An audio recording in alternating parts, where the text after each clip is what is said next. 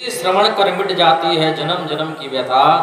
जय जय कृष्ण कथा, जय जय राम कथा।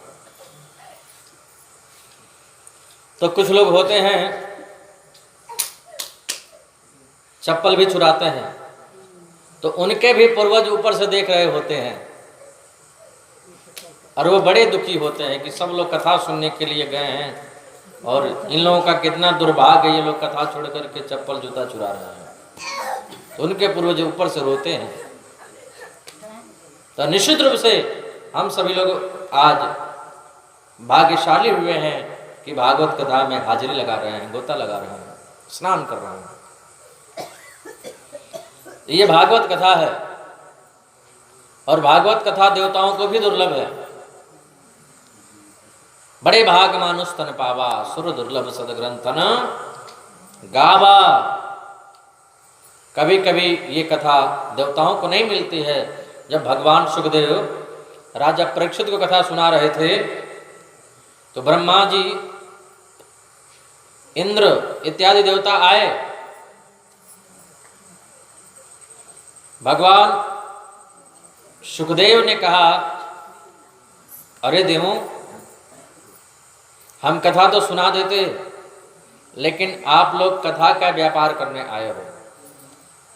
देवता लोग स्वर्ग का कलश, स्वर्ग में जो अमृत है उस अमृत को लेकर के आए और परीक्षित को बोले, पिला दीजिए परीक्षित को, और ये भागवत कथा हमको सुना दीजिए। भगवान सुखदेव ने कहा, यहाँ पर व्यापार नहीं होता, कथा का बिजनेस नहीं होता, कथा का व्यापार नहीं होता।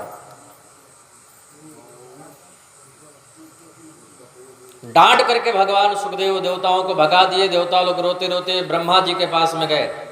ब्रह्मा जी से बोले, देखिए ना, हम लोग स्वर्ग का अमृत लेकर के गए थे और बोले कि ये परीक्षित को पिला दीजिए, परीक्षित मरने से बच जाएगा, और भागवत कथा हमको पिला दीजिए, हमको सुना दीजिए। ब्रह्मा जी ने कहा, अच्छा देखते हैं भागवत में ऐसा है क्या।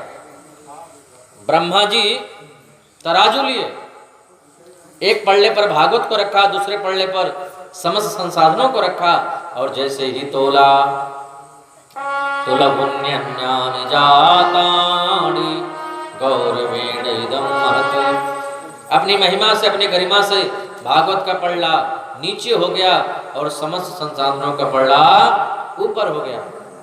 जिसमें वजन होगा वही तो नीचे को जाएगा। भागवत का पल्ला नीचे हो गया।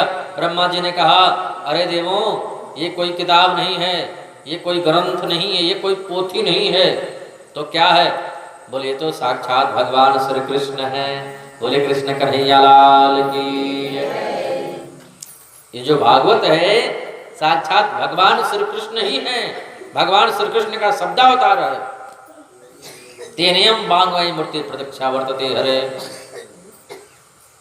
इसका सप्ताह श्रवण की विधि नारद जी ने सनत कुमारों से सुनी थी।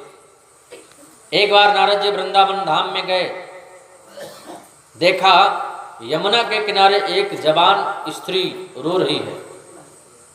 नारद जी ने पूछा, देवी, आपके दुख का कारण क्या है? वो स्त्री ने कहा, हमारे दो पुत्र हैं, दोनों वृद्ध हो गए हैं, बूढ़े हो गए हैं, बूढ़े हो चले हैं, और जिस माँ का बेटा बूढ़ा हो जाए और माँ अभी जवान रहे, तो इससे बड़ा दुख, इससे बड़ा कष्ट माँ के जीवन में और क्या हो सकता है कि माँ अभी जवान हो, बेटे बूढ़े हो जाएं। नारद जी ने कहा, देवी, मैं प्रयास करूंगा।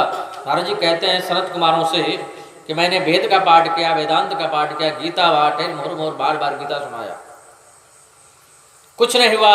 तब आकाशवाणी हुई, नारद, तुम चाहते हो तो सत्कर्म करो।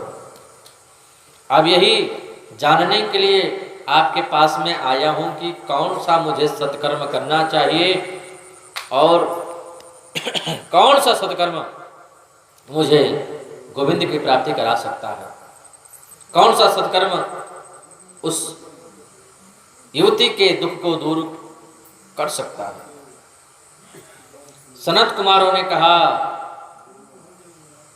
नारद जी, वो जो स्त्री थी उसका नाम तो भक्ति देवी है, और जो उसके दो पुत्र थे, एक का नाम है ज्ञान और दूसरे का नाम है वैराग्य। बोले वो तो भागवत कथा से ही हो सकता है। नारद जी ने कहा तो भागवत कथा सुनाने वाला आपसे बढ़िया कौन मिलेगा हमको। नारद जी ने कहा तो आप चलिए।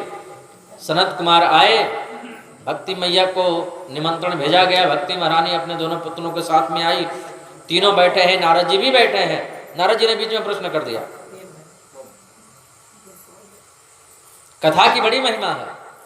काशी वास करने से जीवन भर, गंगा स्नान करने से, जीवन पर्यंत तीर्थों में रहने से जो पुण्य मिलता है वो पुण्य भागवत कथा सुनने से मिल जाता है। बोलो राधे राधे।